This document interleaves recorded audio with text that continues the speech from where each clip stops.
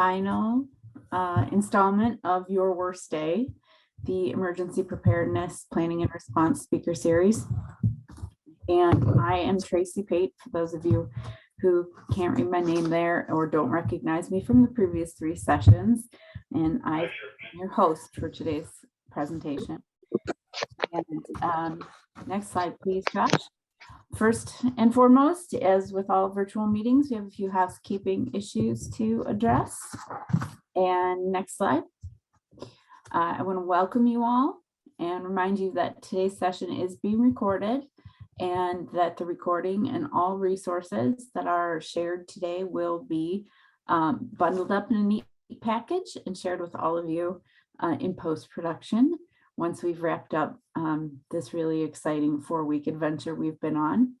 I'd like to remind everyone that we do encourage your participation, but we also ask that you make sure that you keep yourself on mute and your cameras off, just to limit distractions for the presenters and the participants with us today. If you're comfortable doing so, please feel free to use the chat. You can go ahead and get to the next slide, Josh, to share your name and organization and your role within that organization, just so we have an idea of who our audience is.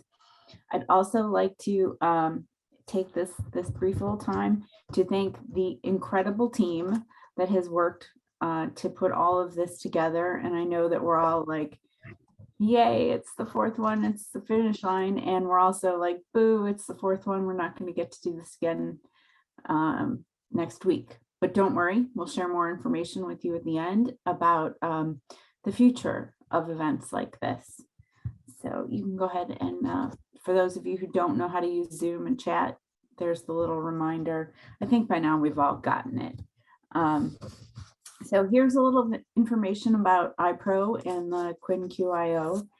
And if you're not familiar with who we are, iPro holds the federally funded Medicare QIO contract for the regions shown here on the map.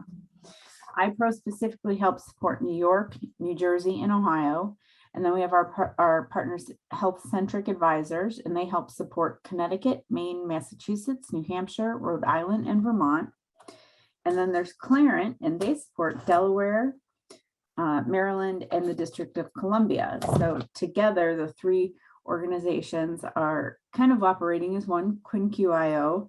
And if anyone ever asks you, what's iPro, what's a QIN-QIO, who's your QIN-QIO, check out the map and now you're informed. You can share that information with them. The next slide is speaker. So I'm going to tell you just a couple of things about Steve. There's his picture. He's also up on the screen there. Somehow, Steve, you got my name, but that's probably because you're using my link to join us. But well, I think they can tell the difference. Got my name on the shirt. No.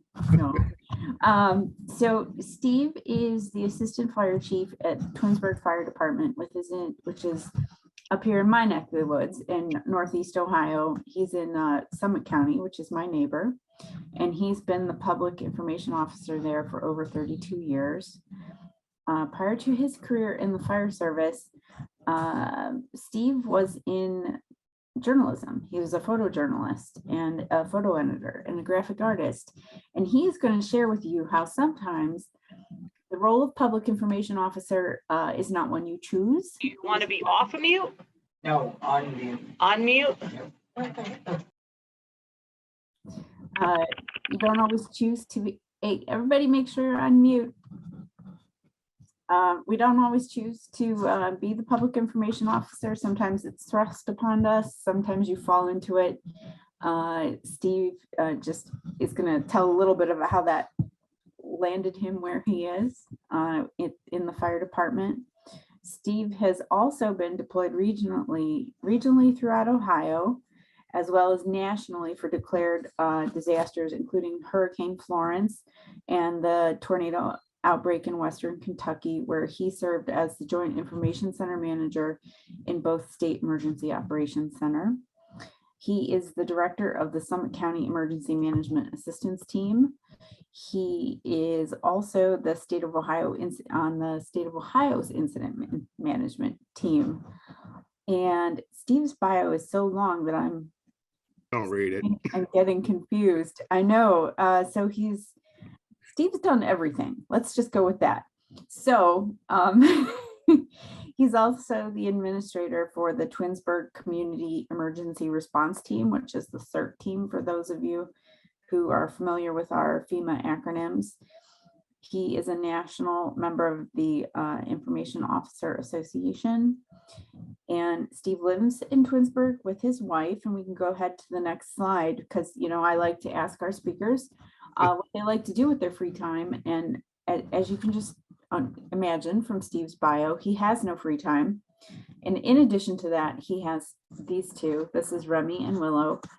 So his free time, I'm sure, is filled with Remy, no, Willow, leave it, and handing out cookies. Steve also is an avid motorcyclist, and he said that he hasn't even gotten to get the bike out and dust it off yet. So we thank him for sharing his precious time with us today. And I'm going to have you go to the next slide, Josh. And I think Steve is going to take it from here, and he's going to tell you a little bit more about how he got into this, because he tells the story much better than I do. Well, it's a short story. Thank you, Tracy. Thanks for the great introduction. 33 years. Yeah, it's been a long time. So you can probably date my age if you do the math. But for 10 years, I was a photojournalist, and then they took me off the streets. You know, I had 10 newspapers, and I was out doing what I wanted. You know, at that point, see, my son was like maybe 4 years old, so I got to spend a lot of time with him. And then they took me off the streets and maybe, you know, promoted me.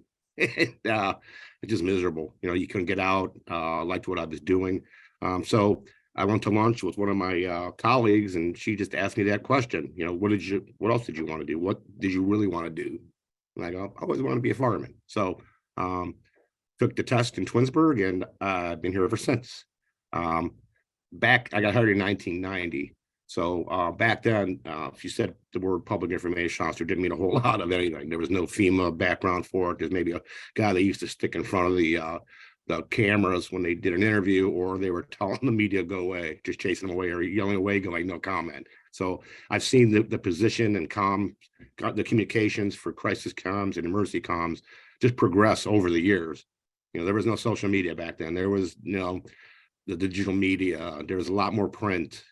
So things have evolved, and we'll go over some of that too, how the evolution has changed what our job is. And I say PIO, but you can have a spokesperson, a communications director, whatever the title, external affairs. They all do the same thing, basically.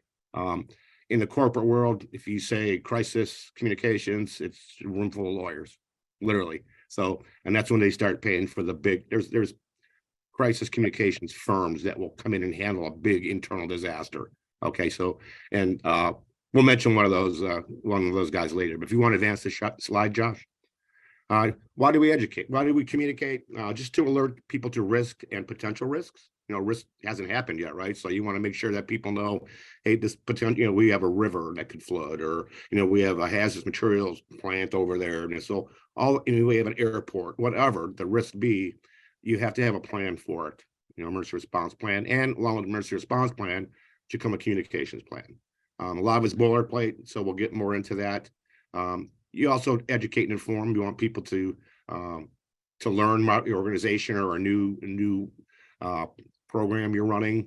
Call people to action. You want people to do stuff, right? I mean, you may need them to evacuate or stay in place, or just whatever attitude you want to change. You know, now it's the state of Ohio. The law went into effect for no texting at all. You can't even have a phone in your hand when you're driving a car. So OSP, the Ohio State Patrol, and other organizations have really been, you know, putting that out to change behavior, change attitudes. I'm all for it, being a public safety. I can't tell you the amount of times we had near misses on the freeway with me and my colleagues, and it's just worse now with the inattentive, you know, drivers. And that's makeup and everything, not just phones. We've seen it all. And you want to create and maintain a positive impression of your organization. That's your job every day, right? And that's what I find that I do all day. Next slide, Josh, or whoever's doing it. So you collect and verify, disseminate, meaning to get the information out to the target audience and through effective communication. So you need to know, who you're talking to at all times, and the different groups or different special needs or different languages spoken. And then also in my job, but if you look at your jobs too, I'm sure you may not call it the incident command system. I know that you're aware of it, but it's just a chain of command basically. So you operate within that scope with the leadership. And in the incident command system that we follow in public safety, the incident commander, the PIO, is right there. They're above the command and general staff. And if you ever seen a graph, I wish we'd have had one, but it's an important role. It's above all the other section chiefs. So if you've taken all those ICS courses, maybe some of it's starting to make sense. Go ahead, next, please. And I apologize for the small stuff, but I was just cranking these things out and I couldn't stop. So, building relationships, providing information, access to newsmakers. So, in my business, we just had a rescue here 3 weeks ago, house fire, 2 elderly residents were rescued. It was a real good day for us, so I don't typically do press releases anymore. And I'll explain why coming up.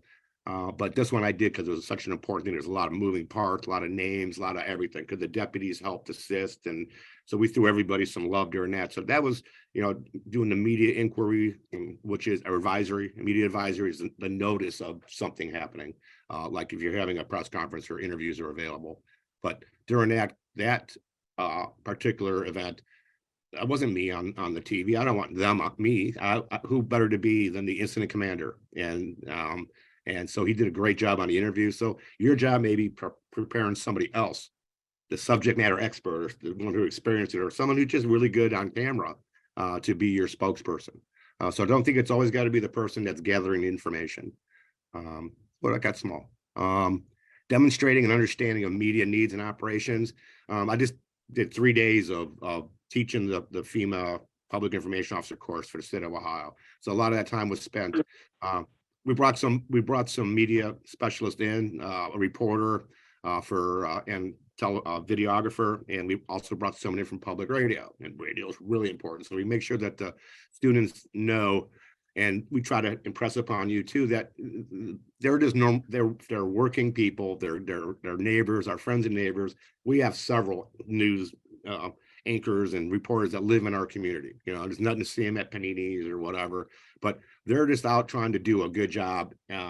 So whatever your bias is that you have when you're watching the news, and you have this particular investigative reporter that is always picking on somebody, right? He doesn't pick those out. That's a news assignment. The assignment editor hands all those out. I'm sure he'd rather go do the good stuff. And the point that they always make to me is, if people always want to hear the good news, but if they don't know about it, they don't know anything's going on, then they can't do anything about it. So my time is spent, if we got some really good stuff going on, letting them know about it. We call that the blue sky stuff. We'll get more into that coming up, but just making your people available. So and knowing how the operations work with the media, respecting deadlines. Especially if you're setting deadlines, if you're going to say you're going to call somebody back within a certain amount of time, please, follow up on that. There's no deadlines like back in the day. You had to have it like at 4 o'clock in the afternoon for the 6 o'clock news, because they had to take it back to the studio and put it on a bunch of reels, and they don't do that anymore. I've seen it done from their phones. If they do a interview with me, they're in the parking lot on their notebooks, sending it back to the studio. So it's so quick. So it's a constant news churning organization. Everything is.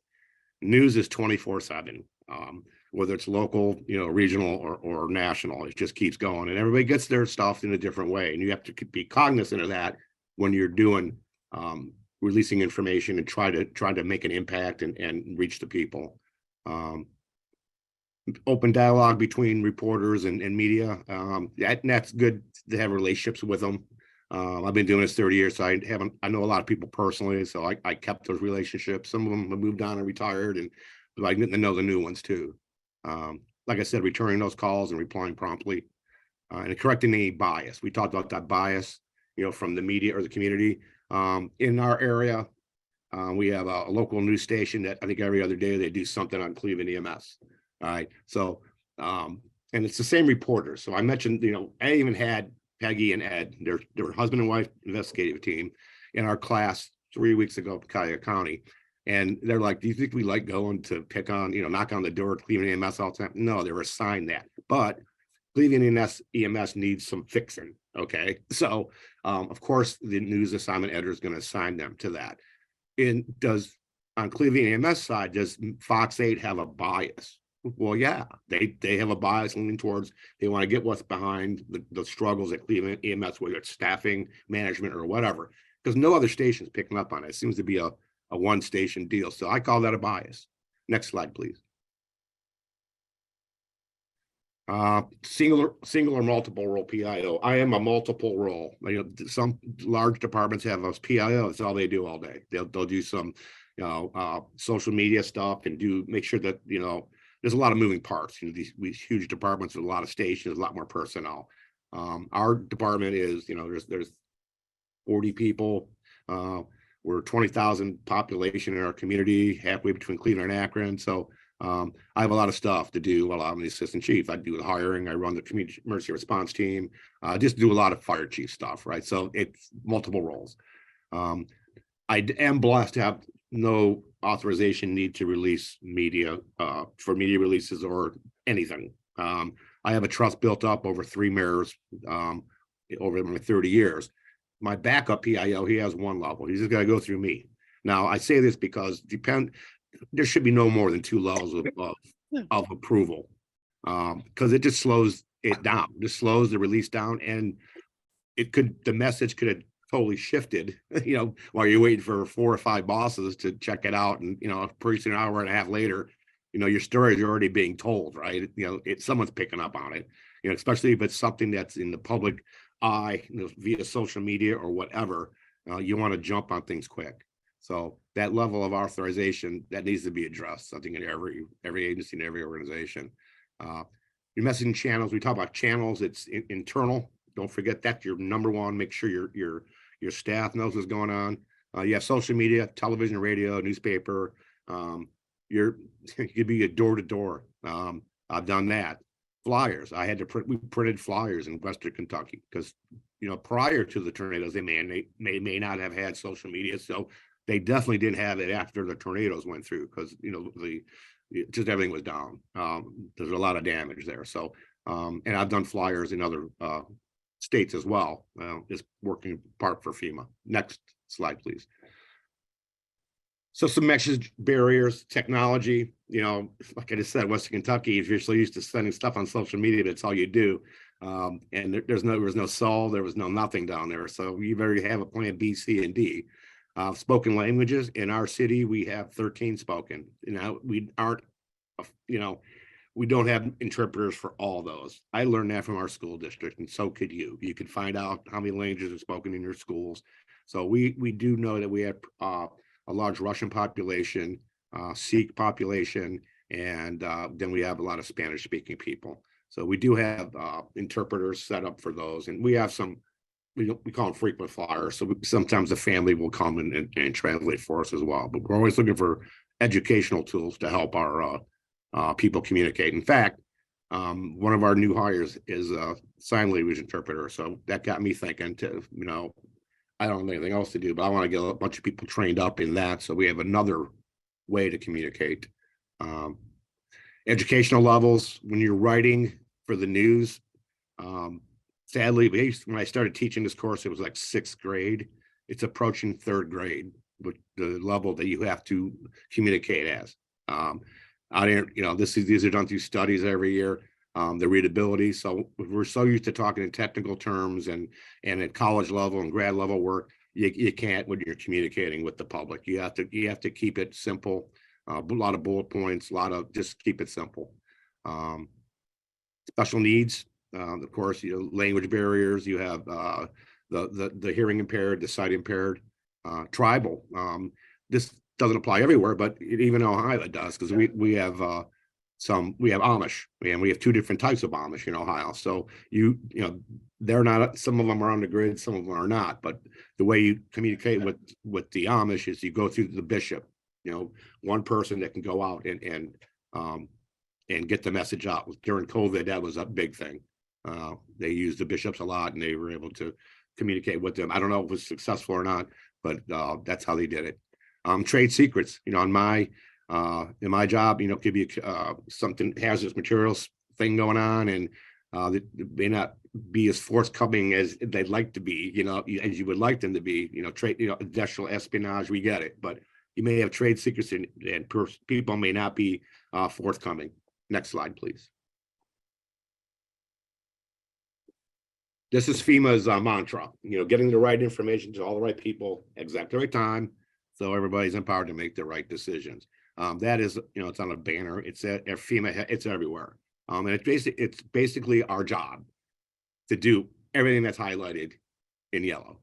Next slide. That wasn't long. See that one? About us, you have to know your community. I can tell you a little bit. Like I said, we're 15, 20 miles between Cleveland and Akron each way. 20,000 people roughly. We have a fire and police department. It's about the same kind of staffing. We do about 3,700 runs a year out of 2 stations, which is a lot for people when we have between 7 and 10 on shift. We're multidisciplinary, meaning we do everything from fire EMS to special rescue to loaning the assistant chief out on geeks stuff. So we do multidiscipline. I know our structure upside down, and I know the history of this organization, the city that I live in. I've been here 30 years, and I live here, so I know a lot about the history, all the relevant players, the past players. So if you're, as a PIO or communications director or whatever your role, if you're talking about an organization or representing one, have a good history of where the organization started and how they progressed, and you start highlighting some of the positive things. So we'll keep getting into that. Like I said, the history and the community awareness, the culture of the agency and the culture of the community. Not just demographics, but psychographics. What's the feeling of everybody right now? I can tell you in town, everybody's happy because it's prom and graduation time. So right now we're going to be doing some messaging with that. Next slide, please. Here we go. The blue sky, just the description of what each means.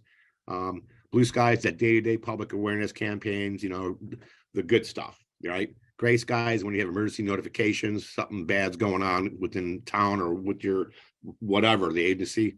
And then the black skies when it's a really bad internal crisis and you need to get a crisis team together right now. It's just not a one-person show. Next slide, please. Here's some of our blue sky stuff. I know it's kind of a small, depending on how big your screen is, but this is what we do day to day. Like for social media, I try to get something out at least once a day, sometimes once every 2 days. And getting out today, we're just running we did a share of this big cert thing we had the other day, and then we had a retirement. So we had a bunch of good posts over the last 3 days.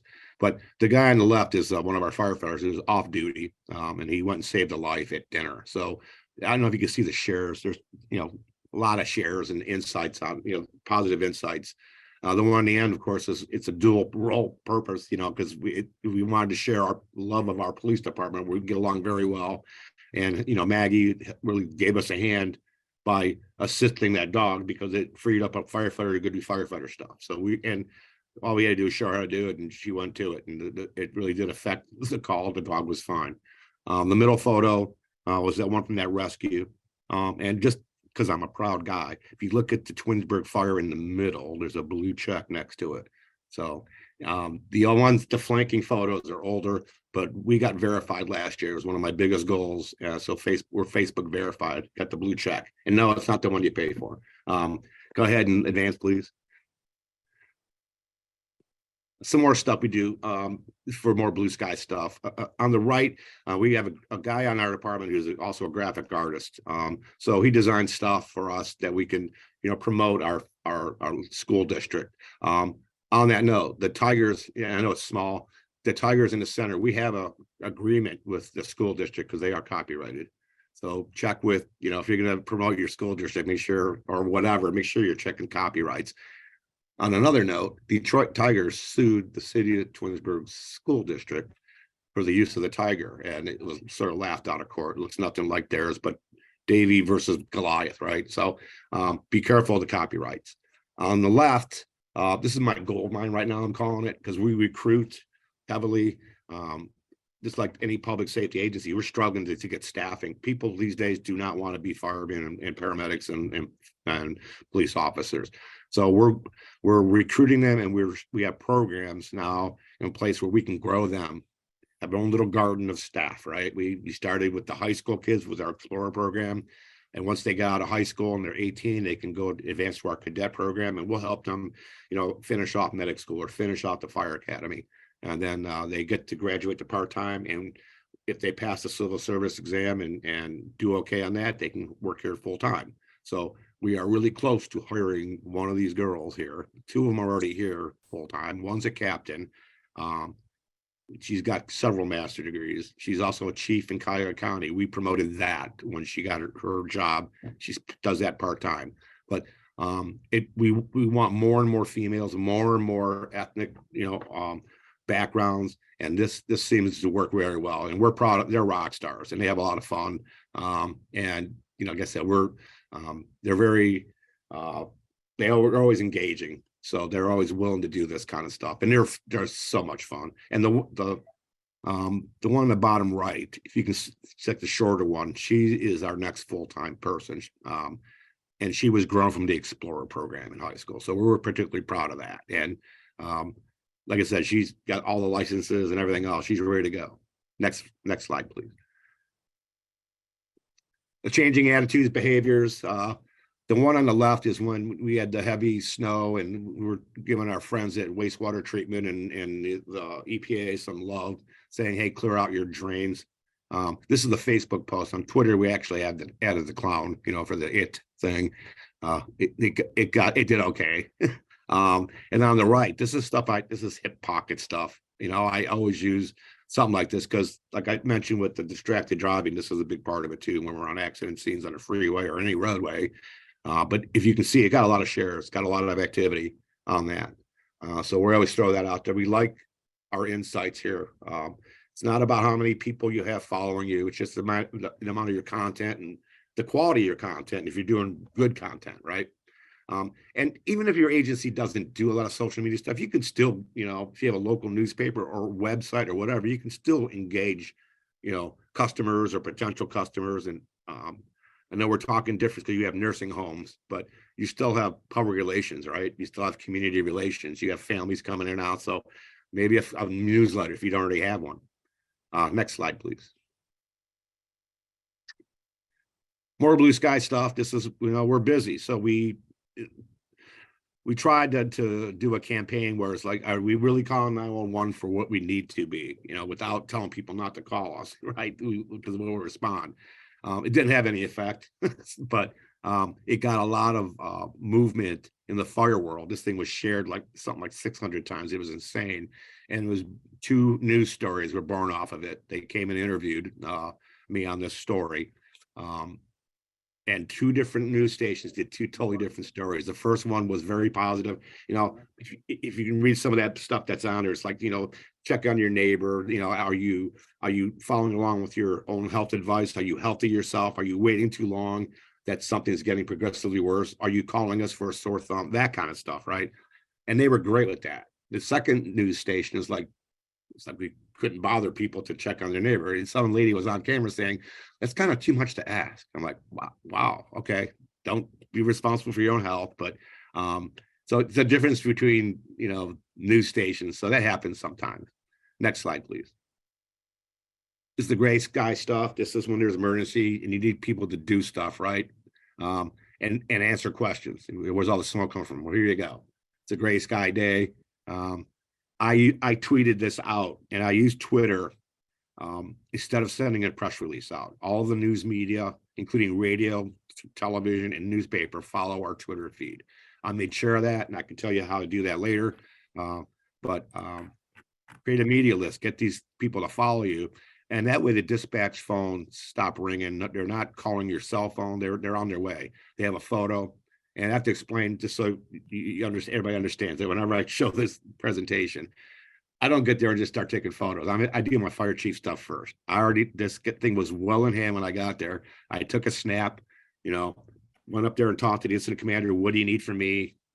We did our stuff. I tweeted, and within 15, 20 minutes, we had people from Fox 8 showed up for a live shot on this one. So gets the media headed our way, emergency information. This went over 3 different platforms. We have Facebook, Instagram, and Twitter. And I'll explain that, why we have 3 different ones. Next slide, please. Now, some more gray sky stuff. This is an ammonia leak at a Coca-Cola. So it's the same thing. Just quiets the phone calls. Hey, why is the road closed on it's rush hour on Highland Road, which is a major, highway between Macedonia and Twinsburg. This tells them why, avoid the area. Next slide. This is emergency information on the fly. This is from we had a microburst, no notice microburst. This was done in my driveway after calling dispatch. I had no power. The whole town was without power for 4 or 5 days. And we've had tornadoes we managed, but this was way worse. It affected the whole community, not just the pathway through. We always teach 3 to 5 messages. Well, I couldn't stick to 3 to 5. I had to put them all out there. And this was broadcast across all 3 of our social media platforms. And then when we assembled not the communications team, but the emergency response team, with the big wigs and chiefs and the mayor and all that, they said have all the information pointed towards the fire department. So we did all the messaging, and the other departments shared it all. We have something like 13 different accounts within the city, and we all follow and share each other's content. So there's like 109 shares at the time I did that screen grab. So that's a lot of people you're moving. And look at that, 19,000 people reached. That's what we want to do. Next slide, please. All right, when you're talking about news releases, you're organizing the facts in an inverted pyramid. That's when you read a newspaper or you're hearing the news on the TV or the radio. This is how they're talking or they're writing, inverted pyramids. So put all those most important facts on top, supporting facts underneath, the less important facts under that, and then the background. Then you add stuff. Now, when you're doing press, whether this is a press release or a social media post, you're still using that inverted pyramid thing. Think about reading the web or reading the news off the phone. You're going to keep scrolling if you don't, if nothing interests you in that article. And there's some samples. Next slide, please. We'll provide these to you on attachments, but I keep all my press releases to 1 page. And if you read those through and look at the slide before, you can tell that they were written in the inverted pyramid. This is, hey, there was this event at this time. No one was in. You tell all that important stuff up front. Then you give all the background. On the bottom, can't make out if that's a 30 or a hashtag. Either way, you always end your press release with that 30 or the 3 hashtags or pound signs. A lot of people don't realize why we do it. They still do it anyway. It's just one of those, we just do it that way. Well, it meant 30 seconds. It means 30 seconds. Some days of radio back in the day. So that it could say 45 or 50, but 30 is that shape of a paragraph. And the 3 hashtags is, of course, 10 for each hashtag. So that's 30. Or you can put end. So you got to have an ending to your press release. Next slide, please. This is just another release, like another sample. When I'm doing these, I'll save them in PDF, and then I'll copy and paste the body of the message right into the message. If I'm emailing the PDF, I'll put that message right in the body, because if it's a reporter out there and they want to open their phone, they can read the whole message without having to open the PDF. So that works. That's a pretty good practice. Next slide, please. Okay. This is the 8-step communications model. This is what we use to develop messaging, and there's some helpful hints on here. There's some prompts. There's some other items that are on here that just prompt you to have I done this? Have I done that? That'll be an attachment as well. Please use that to your advantage. Print it out. Use as much as you want. This is a former student, and I worked on this. The 8-step comms model is from FEMA, so it's public stuff. You paid for it, right? You're a taxpayer. Everything else is stuff that we added in. So feel free to use that. Next, please. those gray sky days continued. You know, this is traffic accidents, you know, avoid the area. Next slide, please. Okay. This is the black sky stuff. So I promised Tracy that I'd tell her what made me serious in the PIO world, and this is the event. This is Joshua McTarrant. He's a police officer in Twinsburg, and he was killed in the line of duty 14 years ago, July. I know it's 14 because his daughter was a couple months old, and she's going to be 14 in July. She's a freshman at Holben High School. But remember, I'm a fire PIO. I do fires pretty good. EMS, you give me an accident. But when I come into work and they assign me to this, not knowing what I'm doing yet, they just woke me up at 2 in the morning and says, get here. So I got here and found out that my work colleague and friend, because we're a small city, was shot and killed on a traffic stop. Not just, he was executed. He was shot in the forehead and put 3 more in him while he laid in the driveway. He was a canine officer. He couldn't get to the dog. He had 1 cuff on him when they arrested. The guy had 1 cuff on him when they arrested him next town over. I tell you this, just give you the background on, because this is that black sky stuff, man. This is affecting everybody, including myself. But I knew I had to do, you know, I had to run the press conference. I had to inform Twinsburg and the media that he had been killed in the line of duty.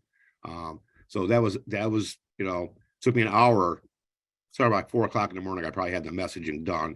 Remember, this is back few years back. So there was none of that real quick digital photos. You know, I had to have IT come in and, you know, do up like 40 DVDs of the bio and photos of his portraits. So everything you saw on the news or on the web or anything else is product that I provided. Announced the news conference, you know, arranged that. My first time doing that. So we have a council chambers in Twinsburg, which doubles as our EOC. It's got every technology you can think of. It has recording equipment for council meetings, and it's got a back entrance and a front entrance. It's secure. It's got everything. So that's where we had the press conference. In the back room, they called the jury room because back in the day they had, I don't know, maybe juries back there. I didn't think they did, but anyway, we went over the rules of engagement. You know, who's speaking, what order you're going out. Getting all the names and everything spelled correctly. And then I went out and addressed the gallery. The media was coming in and just saying, here's who's going to be standing where, here's their names, here's your media packet. You know, I don't think we even do media packets anymore, but we gave them a packet. So everybody came out and we ran the press conference and we did a good job on it. But it started me thinking, and after the day after, that's when Cleveland PD came in and helped them navigate the funeral. It was a week-long stuff of live trucks and everything else. So we had to manage all that. Cleveland police were amazing, helping us. You know, we'd never been through that before. So got me thinking that I really didn't know everything that I thought I did. So I really am. That's why I became a master PIO and just started getting more involved with classes and teaching and learning more. So that was our Black Sky Day. And just keeps on, you know, you can't go anywhere in Twinsburg without seeing a 45 sticker or a street named after him. He was just a good guy. So next slide, please. Remember, we're a small town when you're seeing these. Here's another Black Sky. One of our active firefighters. He wasn't on duty. He was on a hunting trip with his kids with another firefighter from another neighboring community because he worked at Streetsboro, our next town over, part-time, and he was here full-time. Well, he went on a hunting trip and he was killed on a hunting trip way down southern Ohio, Jefferson County. So our staff to Streetsboro and Twinsburg got an ambulance, one of our ambulances, went down and got him from the coroner's office. Their sheriff was there, so he was just taken aback with the respect and everything that we gave Ty because they, you know, put a flag on him. They, you know, put him in the ambulance and we left.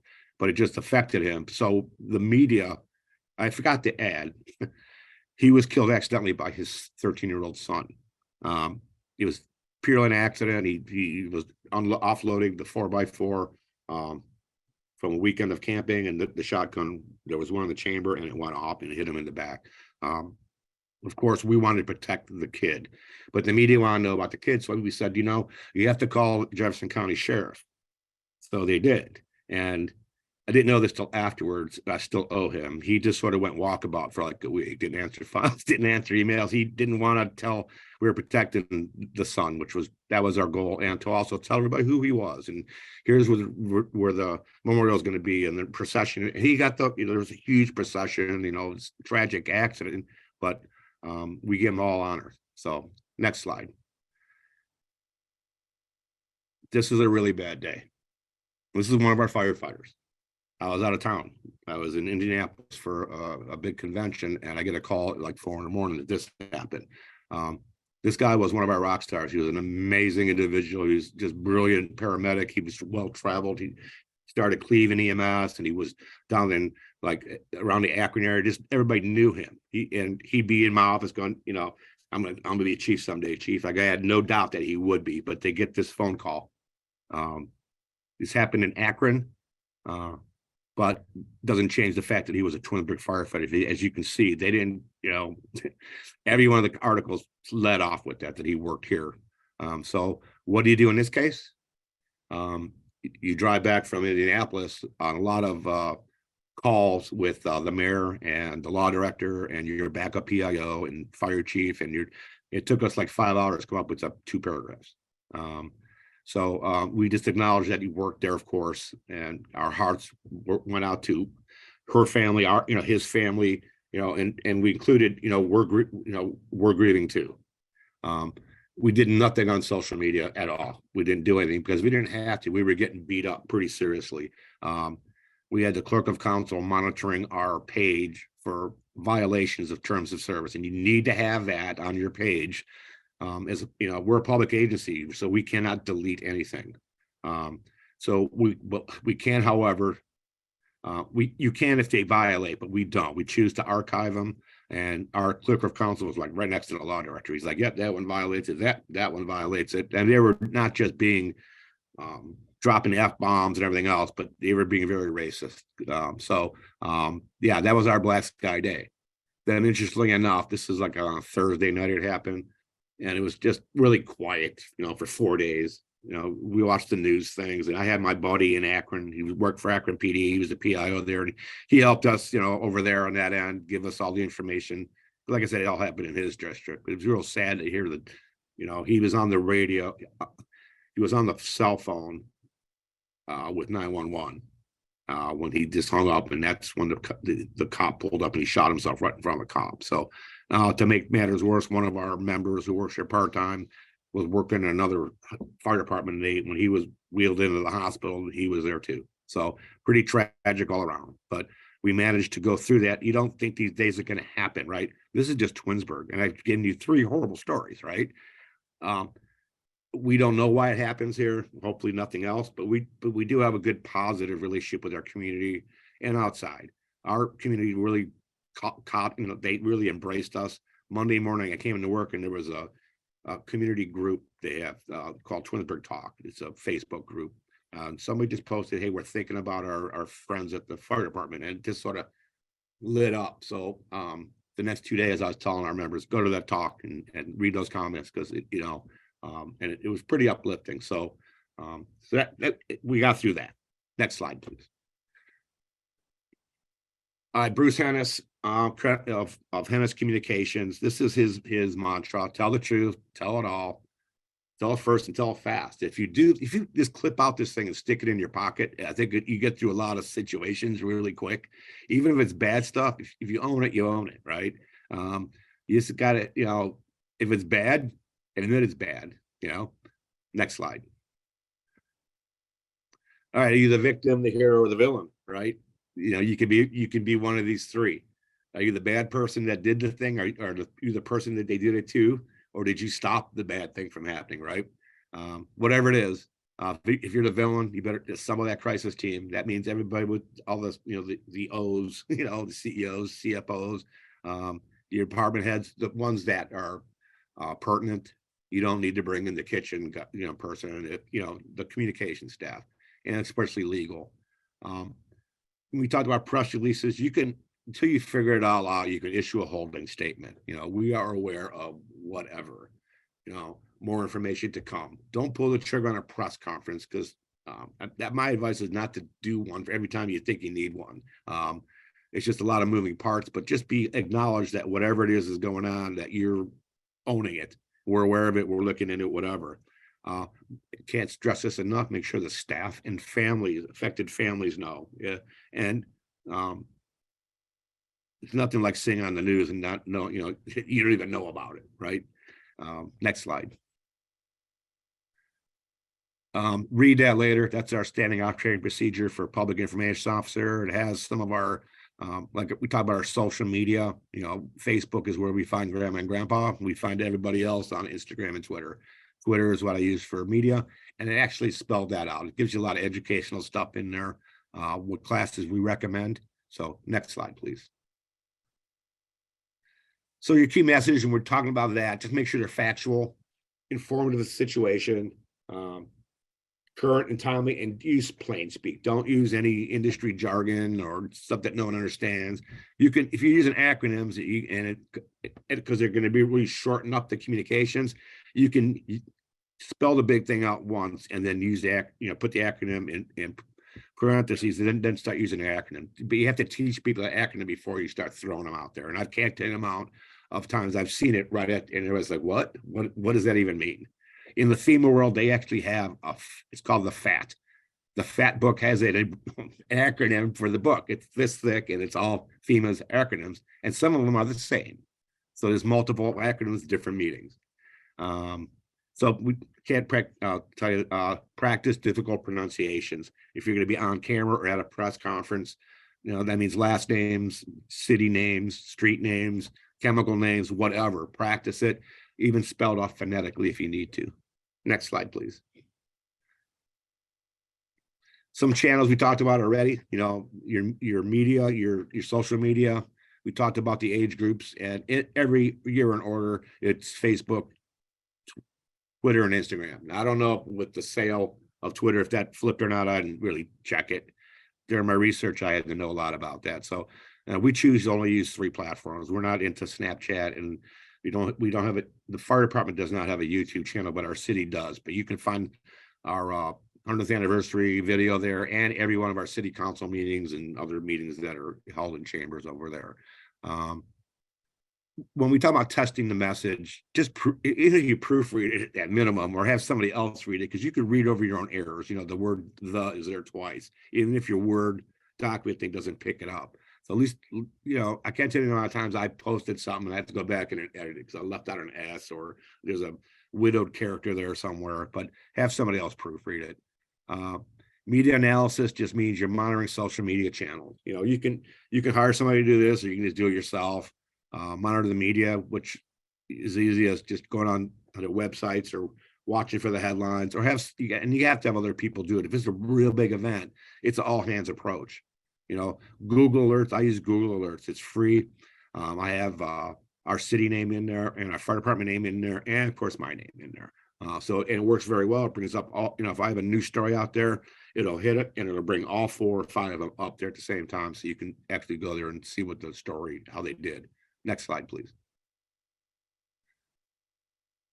So even if you're doing an interview or the press conference, and maybe you're not speaking prep the people, that includes what they're wearing, what they're dressed like. Are they in logo wear? I taught with Jen Schoch from Cleveland PD, and she tells the story. She had a guy show up with short sleeves and a tie, and she grabbed the tie. And said, "You're not wearing a tie with short sleeves in my press conference." Look for pens in the pockets. Make sure no IDs are shown. They may have some numbers on there that people could use. Make sure if you have a brand or a logo, make sure you have that wear on. And maybe if you have a step and repeat background or something with a logo in the background. Let's see, we'll get the location here. And your need for subject matter expert. If you're not the expert at it, but this person can help you, have that person there at the ready to maybe turn whatever it is into plain speak for you. Live or recorded, right? We record all our press conferences here in the city because we have the stuff already installed. They just hit record and everything comes up. There's that type of media again. A location. I do not like outdoor press conferences. And when we start talking at the end, 2 of them are. You gotta have secure place to have it with separate exit path for the participants. So like the judge comes in from the back, right? So I have the same thing. Don't make your attendees walk through a crowd. Make sure you have the sound. I don't know if you're working, there's a mult box, MULT-BOX. It's one microphone that runs to a single line to the back of the room, and everybody else can plug their other microphones into that. So you don't have a gaggle of microphones like that first slide we showed you. That stuff won't happen. And all your branding, logos, uniforms, all that stuff. Make sure everybody shave. If they need to shave, make sure they shave. Okay. Next slide. Pre-conference meeting, like I talked about the speaking order. Are you going to do question and answers? You know, if you are there going to be a time limit of, we'll answer questions for 5 minutes, 10 minutes, or we're going to answer 3 questions. You determine. That can go squirreling on you. If you have something else brewing in the background, don't forget they can ask about those things too. So be prepared to have answers for those questions that you hope they don't ask. Let's see. A conference marshal. I'll sit in front, and if things go bad, I'm ready to pull the plug. I haven't had to do that. But beginning of the thing, you could be standing at the front podium just doing sound checks for everybody. Like I said, you're in charge of making sure everything goes right. If there's no microphone in the audience and people can't hear the question, you have to repeat that question when you're responding to it. So it's as simple as the question was, and you respond with your answer. It's a real long question. You may want to have somebody there that's a scribe writing down the complete question, so they can hand it to the speaker, and you can actually answer the question better. Next slide, please.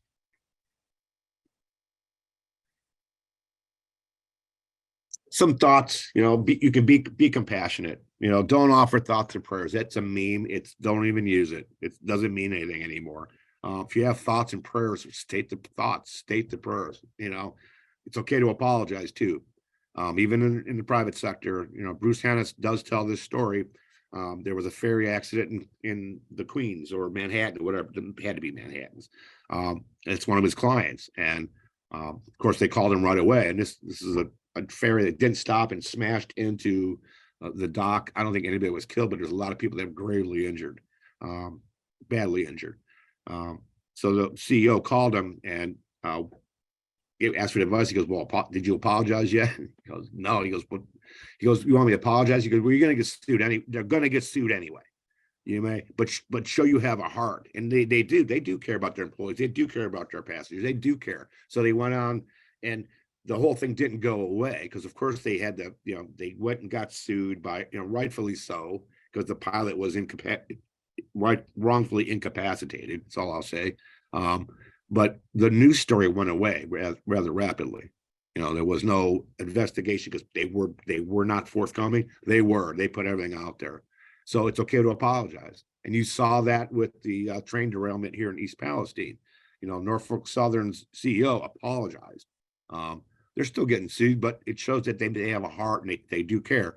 And up this way, and Tracy can tell you, there was a news story the same week. He was on the air locally apologizing again because one of his conductors got run over in one of the rail yards in downtown Cleveland. So this guy had a lot of stuff that's going on. So never say no comment. You can say the words, I can't comment on it because it's another agency, or I can't count on that because it's under investigation. I can't comment because I don't know, but let me get back to you. But don't say no comment. Don't speculate. Don't speak on another agency unless authorized, especially tactics. It's okay to say I don't know, but just let me find out and I'll get back to you. Next slide, please. Repeat your key messages, stay on message. Bridging and redirecting is just really simple to bring you back to the topic at hand, right? The real issue here is, we need to provide a safer atmosphere for our attendees. Or let me add that everybody should make sure that they have smoke detectors in their homes. Or I can't speak on that, but what I can tell you is the fire department put this fire out within 3 minutes. Next slide, please. Notification, we talked about this, staff and family. communications playbooks and plans. You need to have those. I'm sure you have those in you're doing this.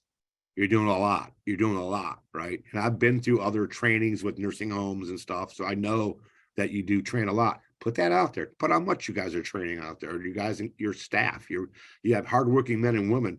You know, if you promote that stuff.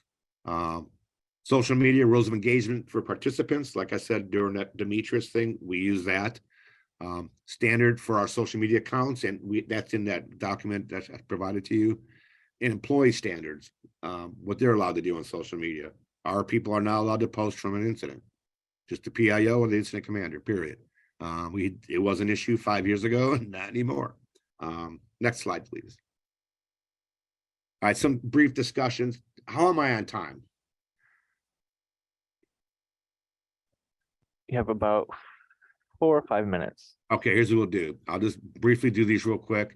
You know what, Steve, Yeah. just go ahead and talk, because I'm telling you that people are not dropping off the call. Oh, good. Okay, And that's encouraging. we're recording it, so go All right. ahead and complete your presentation, and that way everybody who couldn't stay will still get the whole thing. You know, if you're counting slides, it's the second to last one, but we're not changing it right away. All right. So Nashville Metro, and I know Don, the PIO down there for a long time. They had a really bad situation where they had a cop killer, but they looked him for 2 or 3 days. So they finally caught him. So it was great news. So they had a press conference. It was outside.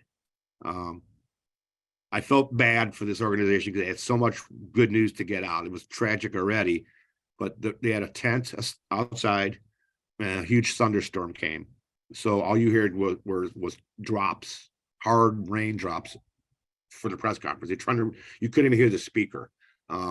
And then they have a firehouse a block away, and the sirens were right as the speakers were talking to. So just a really bad, like I said, I try to avoid outdoor press conferences. Of all these, same thing. Their first initial press conference was outside.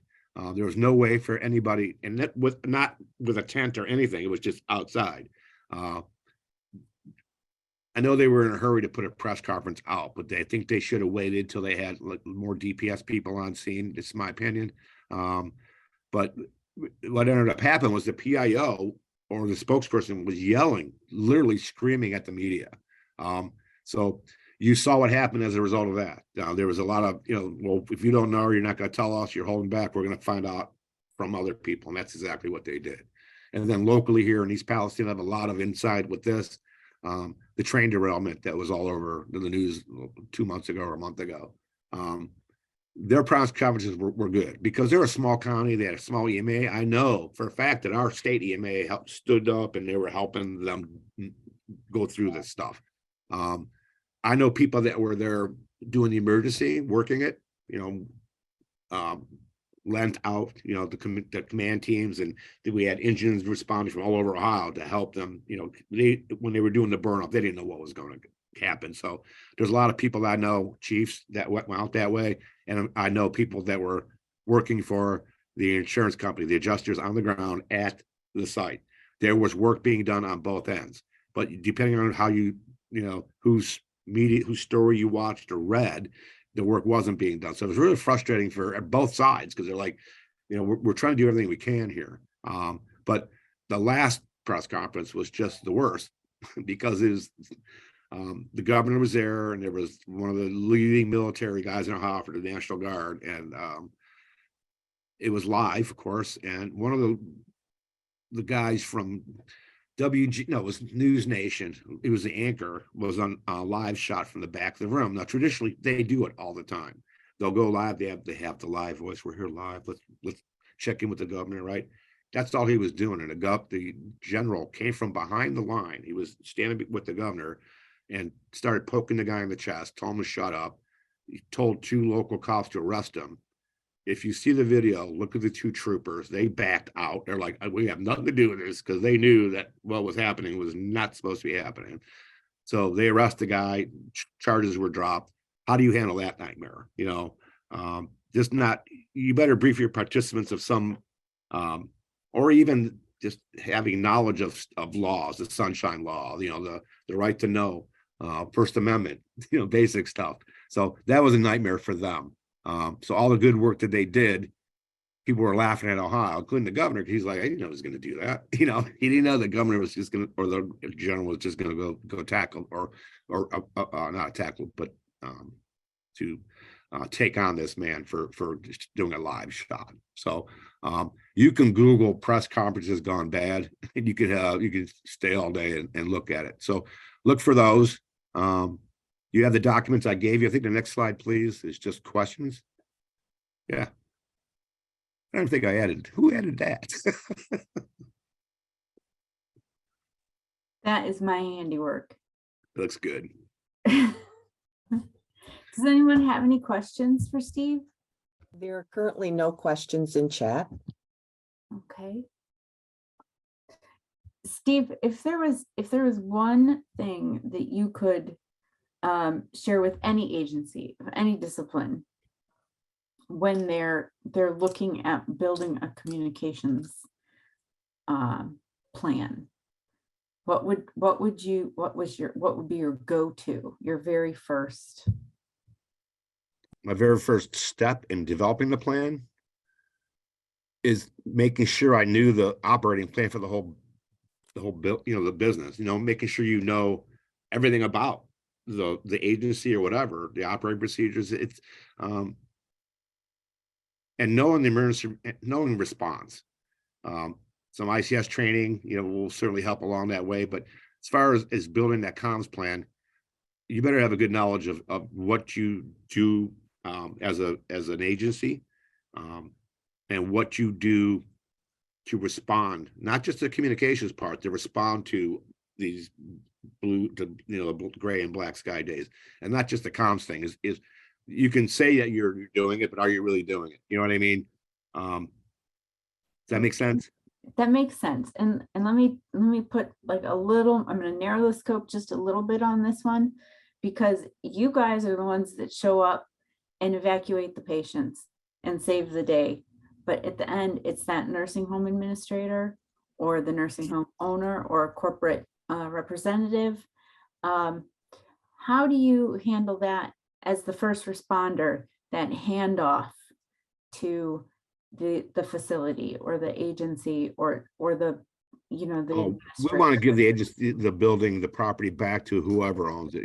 With a house fire, we want to give it back to the owner as soon as possible. With this type of situation, if there's something going on in a nursing home and they're evacuating it, we're going to do our thing first, and believe it or not, we know that there's going to be someone standing there with a binder, okay, that has their plan. I've been to the trainings. I know you've trained heavily at this stuff, but I have no problem if they're still in motion, right? And we're getting maybe the people who are not priority, they can walk. We're getting them on buses instead of ambulances, that kind of thing. If the nursing home administrator wants to engage the media, we're not going to. They can do it during the whole thing. Does that make sense? Just let us know. Hey, we're going to go on there. That's fine. You own this place. We're not going to stop them from making a statement. It's their thing. And Tracy, we have two questions. Great. I knew that would prompt some. Yes. Here we go. How do you handle different departments wanting to take the lead, or how do you handle when no department wants to take the lead? Well, wow. Are we talking in a response or communications? Communications. Okay. When everybody wants to, and when I go out of state and do this regional stuff, it's for Journal Information Center. That means a whole bunch of PIOs that respond, and we help navigate through the comms crisis. South Carolina was hurricane, so I was asked in. They accepted my bid because you have to bid in through FEMA. I went there and ran their Joint Information Center for 2 weeks. I didn't know anybody there. I walked in and there was a SWOT analysis. They knew I was coming in. What's this guy like? They didn't know nothing about me. They did a SWOT analysis on me too. Trust me. By the end of the day, we were a team. So it's building that team, and checking your ego at the door. I didn't know what I was getting into my first time out, to another state. I'm like, oh, what am I getting myself into? I'm like, just do your stuff that you normally do. And that's all I did, and when I went to Kentucky, Tracy, I'll tell you this, Liz Pratt, whose husband grew up in Greene, Ohio here, and you know, she knew I was coming down and she told the state director, hey, he's a badass. I'm like, that's exactly what she said. I'm like, but at the end, they go, man, it was really good. Thank you for all the work you did. And I go, I just did fire chief stuff, literally keeping things organized. At that point, we have a team doing all the stuff, you know, the messaging and I'm making sure everybody goes to the meetings and, you know, I'm signing people down range to where the damage is. Cause in reality, I'm never near the damage. I'm always away from it. I'm in a comfy, cozy state EOC, but we make sure we go to the damage. That makes sense. So the participants in our joint information center get a good idea what they're communicating about. You know, they're not there to do any kind of response thing with a tornado or a hurricane, but I want them to see the damage, document it, document feelings. And there was a lot of good stories that came out of Western Kentucky amongst 75 dead. It was Christmas time. The amount of giving and stuff, we really focused on that. So you really have to, you know, build your team. And if nobody wants to do it, I don't know what to tell you. They're going to tell your story anyway. Might as well get your version out there, right? If nobody wants to do it, we're going to call Steve, and I think everyone else on the Tracy's call. got my number. I do a lot of phone stuff too, and so do my colleagues. We're PIOs are chatty people. And we like, I have a whole network of people. So if you guys ever into a crunch, no matter what state, shoot me an email. I can at least set you in the right pathway. And I know Tracy's going to promote the PIO training through FEMA with the website link. Please visit that. You can take all those courses. You can take the PIO course. You can take ICS courses. And I do recommend you take the ICS courses, whether it's 700, 800, 1 or 200, or all of them. If you really, really like it, take 300 and 400. I met Tracy at a situation unit leader class. So I know she knows her stuff about crises and incident management team. Thank you. You're welcome. Any other questions for Steve? No, there are no further questions. All right, we'll go on to the next slide. And surprise, surprise, here's some contact information. So this has also been entered into the chat, and you guys all have my email address because I'm nagging you to join us on these webinars, and I can connect you with Steve, and Steve can, I imagine, connect you with the rest of the United States pretty much. And with that, Steve, I'd like to thank you very much for your time today. Very welcome.